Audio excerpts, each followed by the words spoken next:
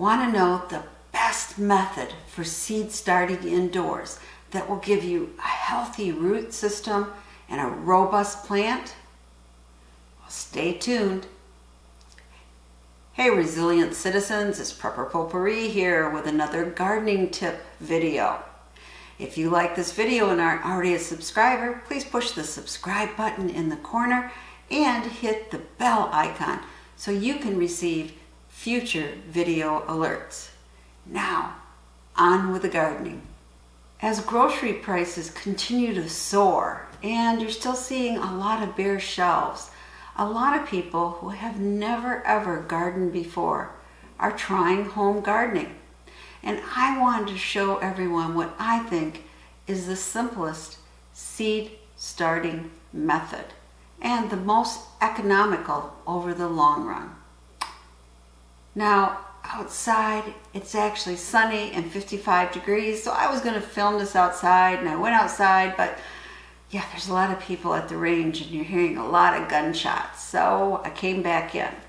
But here's my last pile of snow, so I'm hoping this week the snow will be gone.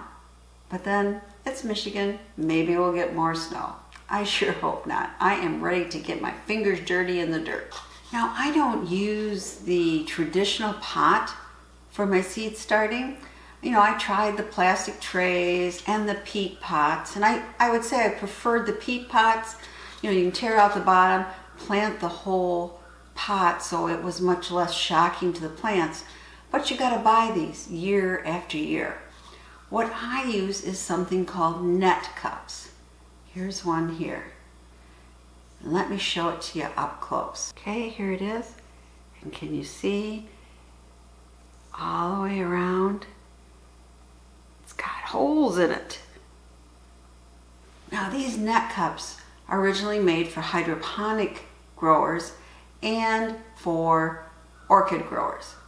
But I had watched a video a long time ago by Larry Hall, and he was using these for his regular seed starting, and I thought, I have to try it. And I have used them every year since. Now, on Amazon, you can get 50 of them. They'd be about 30 cents a piece. But you know what? I bought mine over 7 years ago. I have used them every single year. I just wash them and they're ready to go. I haven't even had one ever crack. So this is something that if you buy will last you a long, long time. Now, why do I think these are a great mechanism for seed starting? Well, the number one reason is because the roots don't get all caught up. It's something called air pruning. And because of the air, the roots aren't coming out the side, and they get a stronger bottom taproot. So this is really good for the root system. I also like that you can water these from the bottom. You know, I have all the little holes, and you can use it on a watering mat, or in my case, I'm just putting it in a tray with water. You can transplant without shock because, well, number one, they come out really easy from this, but you don't have to harden them off. You know, I hate when I had to take my plants out and then maybe I'm leaving for work and I have to hope, oh, I hope it doesn't get too windy. Oh, I hope it doesn't have a rainstorm because I'm not home to bring them back in. And you know, you're supposed to expose them to wind and sun and that type of thing for about 7 days, back and forth. So I never liked that because I was never sure what the weather was going to bring when I left for work. Well, in this case, you don't have to do that. Now, to be honest, I usually a couple days before I transplant do take these out and let them have a little sun and a little breeze. But my understanding is that is not necessary. Now, transplanting these is a breeze with these net cups. You can easily remove the seedlings from the cups when planting in your outside beds, and it's really great because you don't injure any of the roots or cause further shock to your fragile seedling.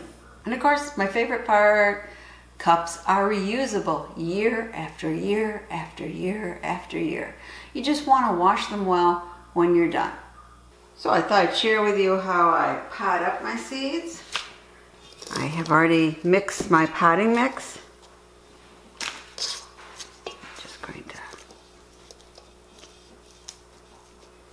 Yeah. There we go. It's all nice and packed in. And then when I plant my seed, I put like a little, depends on the depth of the seed. And let's do a cabbage. Here's the cabbage I have. It is tiara. Now I have 2 very little seeds I'm going to put right there. And I just kind of squish this over a little bit. Then, something that's really important not to forget is to put in a marker. Because when they start growing, a lot of them look exactly the same. So we want to know that this plant is a cabbage plant. So, do another one. Planting it up. It's just regular organic potting soil. Squish it in like that. And we're putting a little like that. And then we'll plant a kale seed.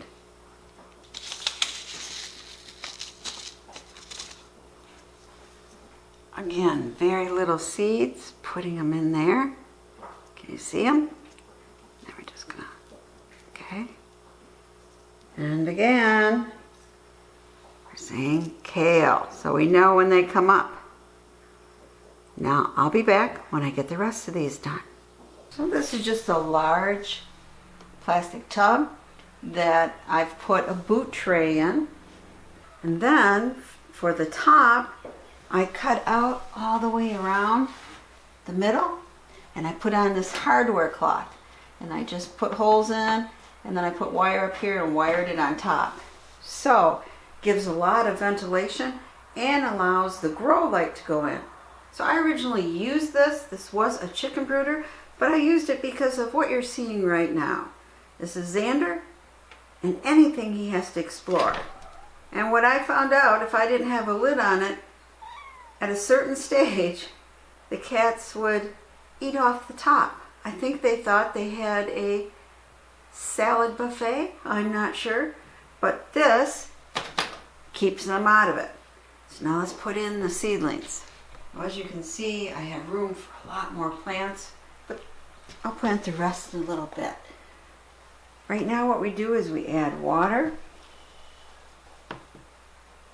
my boot tray,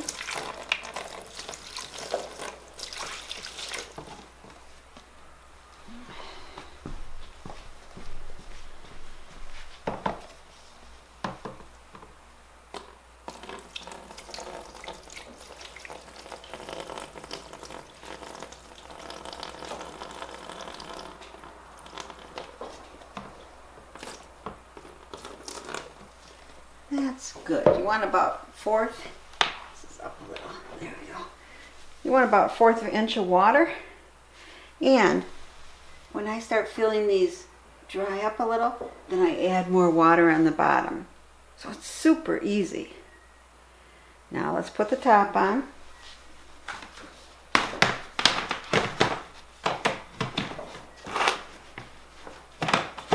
There we go.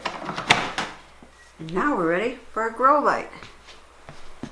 So this is the grow light I'm using. Let me plug it in and we'll put it on top. And because of this hardware cloth, I can just put it straight right on top and not have any support. Okay, the grow light lights up the whole little mini greenhouse here, and it works just well. I don't really higher it and lower it because it's just about at the right height, and when my seedlings get high enough, I'm planting them outside anyway. But this really works great. Now this little greenhouse has worked so great. It started out as a chicken brooder. I made it when I was getting chickens through the mail, and this worked out excellent for them. I was able to keep them in this and then in my bathtub, and that way the cats never had a feathered treat, let's say. Worked out great. And then I thought, well, why not use it for my plants? And you know what? This has worked out much better. You know, I've tried those tiered greenhouse things and they tip over and just didn't work well. But this has worked every year and it's so inexpensive. And again, it's something you can use again and again. And we've also used it when we rescued some baby bunnies and some ducklings where the mother was killed. I mean, it is a multi-purpose box. There we have it.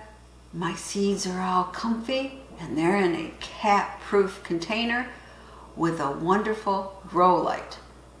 So I'm sure I am going to have some great transplants. As always, thank you very much for watching, and I hope you subscribed.